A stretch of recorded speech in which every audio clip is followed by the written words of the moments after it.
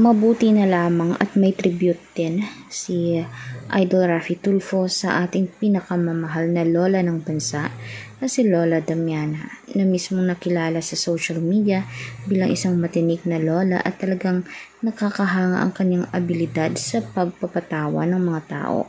Sa kanyang simpleng mga banat ay talagang nakakamiss ito at talagang maraming taong nakasubaybay at talagang hinihintay ang kanyang mga upload ng mga nagmamahal sa kanya.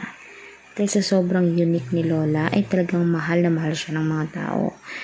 Kaya lamang ay dahil nalaman din natin kamakailan noon na si Lola Damiana ay lumisa na at wala man lang pakialam ang mga sariling pamilya niya.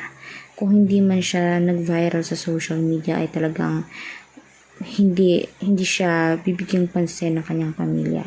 Mabuti na lamang dahil may magandang kalooban, katulad na lamang ng Kalingap Rab na nagbigay ng tulong at talagang laging bumibisita sa kalagayan ni Lola.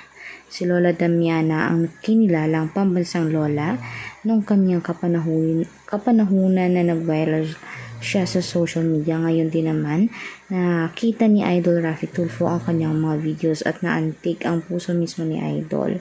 Kaya gusto sana niya magpaabot ng tulong pero inaalam pa niya ang kalagayan mismo ng mga pamilya dahil baka naman ang naiwang mga tagapagmana ay mga mukhang pera. Kayo din ba? Kilala niyo din ba si Lola Damiana? I-komento niyo na kung ano nga ba ang gusto niyong mga susunod na updates natin patungkol dito. Salamat po. Mag-subscribe guys, like and share.